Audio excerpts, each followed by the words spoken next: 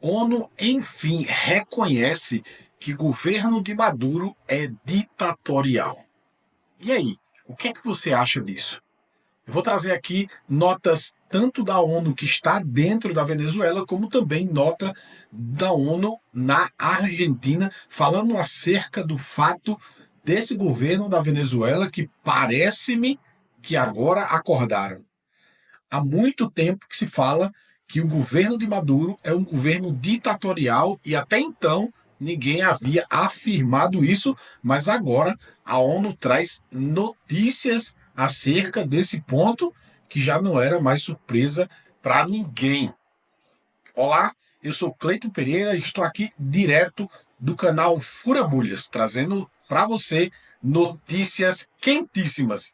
E no final eu vou trazer a linha do tempo do avião que caiu em São Paulo, certo? Então fica ligado aí, porque nós iremos falar a respeito do que a ONU falou na Venezuela. Depois nós falaremos acerca do que ela falou na Argentina e, por fim, eu trago a linha do tempo do voo que caiu em São Paulo, tendo aí o óbito de 62 pessoas. Foi uma tristeza. E aí você vai ver a caixa preta desse voo. Então fica ligado, porque agora nós iremos ver o que a ONU falou aí na Venezuela. Fica ligado aí, eu já te apresento agora. Para observar as violações de direitos humanos na Venezuela, ela foi criada em 2019. E ela emitiu um comunicado de imprensa hoje falando justamente dessas violações a direitos de pessoas que foram presas desde o começo dos protestos, que começaram pelo resultado das eleições, justamente. A gente acompanhou na CNN quando centenas, milhares de pessoas saíram às ruas para protestar na segunda-feira contra os resultados eleitorais, muitos dizendo que iam até o Palácio Presidencial, no centro de Caracas, alguns dizendo que iam até as sedes do Poder Eleitoral, isso na capital, mas foram protestos que se replicaram, que se repetiram ao redor de todo o país. E aí, a missão independente da ONU para a determinação de fatos na Venezuela fala que, desde então, 23 pessoas morreram. Eles também apontam que 1.260 pessoas foram presas desde o começo desses protestos, falam em muitas prisões arbitrárias, pessoas acusadas de graves crimes como terrorismo, incitação ao ódio, e diz que há um padrão nessas prisões de violações de direitos, como, por exemplo, audiências virtuais, sem que a pessoa tenha cometido, por exemplo, um crime em Caracas, a audiência é virtual com um tribunal especializado em terrorismo em Caracas. Também fala da ausência de contato com os familiares dessas pessoas, a impossibilidade de que essas pessoas definam quem vai ser o seu advogado de defesa.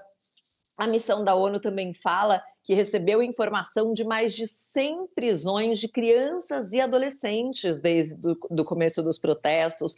Fala que essas crianças e adolescentes passam por procedimentos judiciais sem a presença dos pais ou de tutores. Diz que recebeu essa informação das prisões de mais de 100 crianças e adolescentes com muita preocupação, e fala de uma avalanche de graves violações aos direitos justamente desde o começo desses protestos, Tainá. Então, a ONU observando aí de perto essas prisões, o próprio governo da Venezuela confirmou que teve mais de 1.000 prisões, mas aí a ONU acompanhando e recebendo, falando de audiências virtuais sumárias, de justamente violações a direito desses presos, que os presos, a maioria são simpatizantes da oposição, até defensores de direitos humanos, porém vistos pelo governo como pessoas vinculadas à oposição. Então, muita preocupação pela questão de uma possível perseguição, né, que pode estar havendo na Venezuela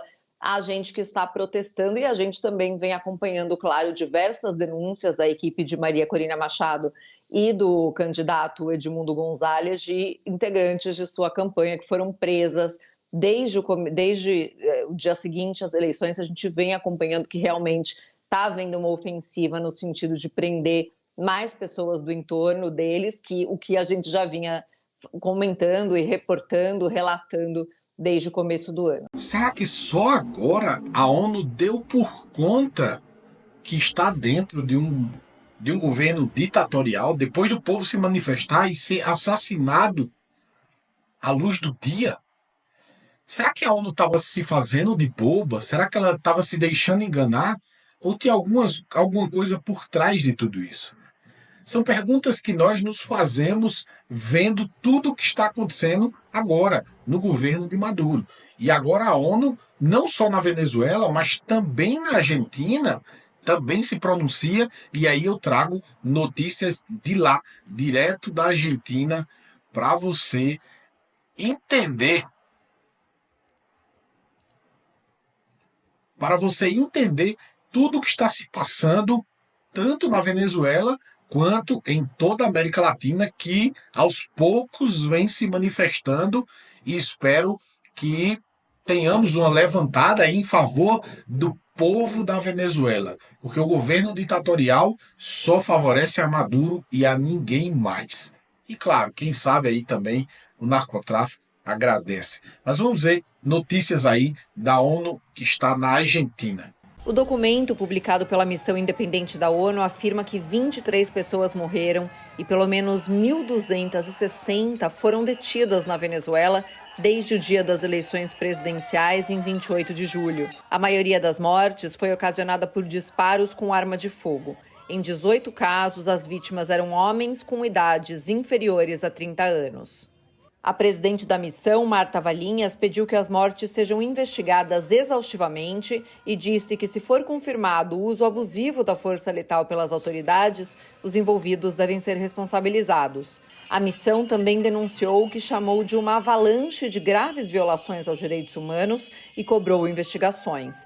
O documento exige ainda o fim da crescente repressão no país e do clima de terror generalizado. Os levantamentos da missão, feitos com base na análise de dados de organizações dos direitos humanos, concluem que os presos nos protestos foram acusados de crimes graves, como terrorismo, conspiração e incitação ao ódio, mesmo sem provas suficientes.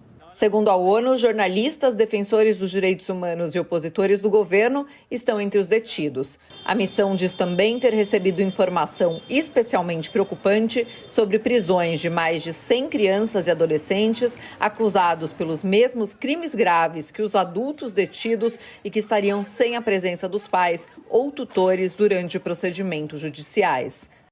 E aí, o que você acha de tudo isso? Comenta aí embaixo se você acha que a ONU agiu na hora certa ou se ela atrasou. O que é que você pensa acerca de tudo isso que nós estamos vendo a ONU fazer nesse exato momento? Será que ela não já poderia ter feito isso há muito tempo e ter evitado que muitas mortes viessem aí agora a público?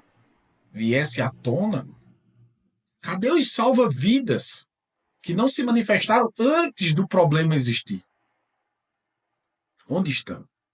E agora eu quero que você fique aí com o vídeo que fala sobre o passo a passo de tudo o que aconteceu do voo que caiu em Viracopos, que aí foi uma tragédia que trouxe tristeza para o Brasil inteiro, e nós vamos ficar ligados agora em tudo o que aconteceu do começo até o fim desse voo.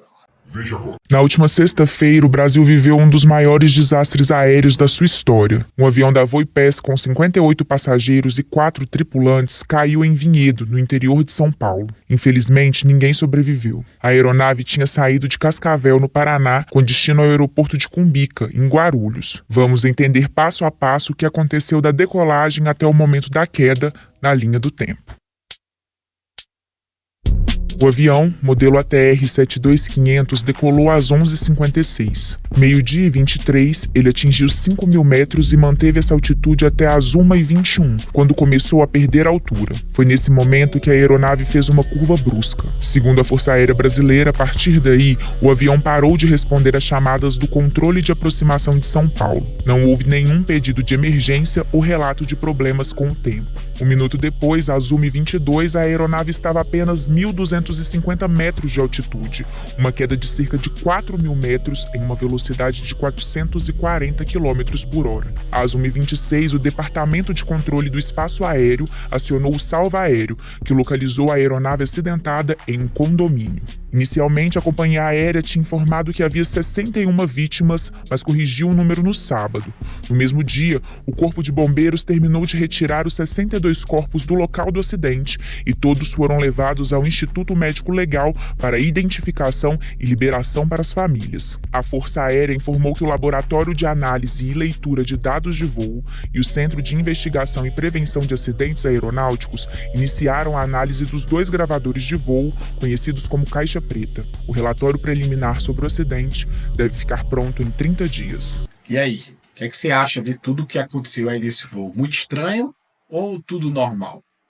Eu tenho notícias aí de que alguns dos médicos que estavam dentro desenvolveram a cura do autismo. Mas eu estou fazendo um levantamento ainda para trazer para vocês, de forma inédita, tudo o que tem por trás de tudo isso. Aquela velha conspiração, será que tem alguma coisa por trás? Ou se foi um mero acidente, um mero acaso? Então fique atento aí e não deixe de se inscrever aí, ficar atento nas novidades que sempre estamos trazendo aqui, notícias quentíssimas para você. Deus abençoe e até a próxima. Tchau, tchau.